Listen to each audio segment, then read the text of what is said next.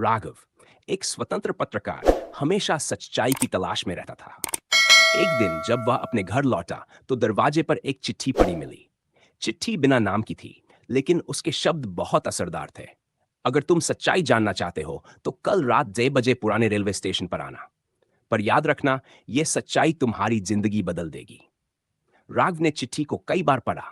कौन उसे यह संदेश भेज सकता है और किस सच्चाई की बात हो रही थी? उसने तय किया कि वह वहां जाएगा, चाहे कुछ भी हो। अगली रात का रहस्य।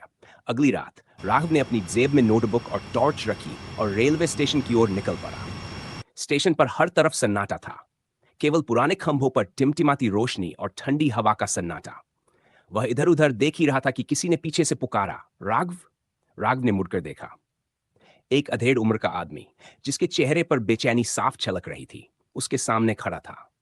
तुमने मुझे बुलाया? राघव ने पूछा। हाँ, वह आदमी धीरे से बोला। तुम्हें सच्चाई बतानी थी। तुम एक ऐसे राज के करीब हो जो तुम्हारी जिंदगी बदल देगा, लेकिन यह रास्ता खतरनाक है। राघव कुछ पूछ पाता, उससे पहले वह आदमी झाड़ियों की ओर दौड़ पड़ा। राघव ने उसका पीछा किया, लेकिन तभी झाड़ियों के पीछे से एक परछाई उभरी और उसने उस आदमी पर चाकू से वार कर दिया। संदिग्ध नाम राघव ने तुरंत पुलिस को बुलाया, लेकिन जब तक पुलिस आई, हमलावर गायब हो चुका था। उस आदमी की सांसें टूट रही थीं, लेकिन उसके हाथ में एक कागज था।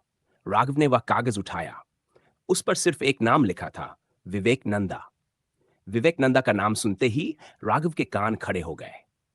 विवेक एक मशहूर उद्योगपति था, जिसकी कुछ महीने पहले एक कार दुर्घटना में मौत हो गई थी। लेकिन यह दुर्घटना कई लोगों के लिए संदिग्ध थी।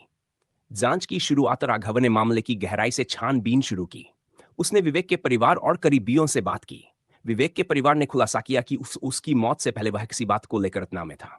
उसने अपने करीबी दोस्त और बिजनेस पार्टनर राजेश मेहरा के खिलाफ कुछ सबूत जुटाने की कोशिश की थी। राघव ने विवेक के ऑफिस का दौरा किया। वहां उसे एक ईमेल मिला, जिसे विवेक ने अपनी मौत से कुछ दिन पहले लिखा था। उस ईमेल में लिखा था, मुझे लगता है राजेश धोखा दे रहा है। मेरे पास ठोस सबूत है, लेकिन मुझे जल्द से जल्द कार्रवाई करनी होगी। खतरों का आगमन। जैसे जैसे राघव मामले के करीब पहुंचता गया, उसे धमकियां मिलने लगीं। एक रात उसके घर की खिड़की पर एक पत्थर फेंका गया। उस पर लिखा था, अगर तुमने विवेक का मामला बंद नहीं किया तो अगला नंबर तुम्हारा होगा। राघव ने धमकियों को नजरअंदाज करते हुए अपनी जांच जारी रखी। विवेक की पुरानी फाइलों और रिकॉर्ड्स को खंगालते हुए उसे पता चला कि राजेश मेहरा ने कंपनी के कुछ बड़े पैसों का गबन किया था, और यह राज खुलने से पहले ही उसने विवेक को रास्ते से हटा दिया। सामना और साजिश का खुलासा। राघव ने तय किया कि वह अब सीधे राजेश का सामना करेगा। वह राजेश के ऑफिस पहुंचा और उसने सारे सबूत उसके सामने रख दिए। क्या यह सच है राजेश? राघव ने कड़ाई से पूछा। राजेश पहले तो चुप रहा, लेकिन जब राघव ने वह ईमेल दिखाया तो उसका चेहरा सफेद पड़ गया। तुम्हें नहीं पता कि तुम क्या कर रहे हो, राजेश चिल्लाया। अचानक राजेश ने राघव पर हमला करने की कोशिश की। दोनों के बीच संघर्ष हुआ, लेकिन राघव ने पहले ही पुलिस को बुला लिया था। पुलिस समय पर पहुंच गई और राजेश को गिरफ्तार कर लिया। पुलिस पूछताछ में राजेश ने कबूल किया कि उसने विवेक की हत्या की थी, क्योंकि विवेक उसकी धोखाधड़ी का पर्दाफाश करने वाला था। एक और रहस्य मामला सुलझ जाने के बाद राघव ने चैन की सांस ली। उसने अपनी रिपोर्ट तैयार की और सच्चाई को सबके सामने उजागर कर दिया। राजेश को सजा मिल गई, लेकिन कहानी यहां खत्म नहीं हुई।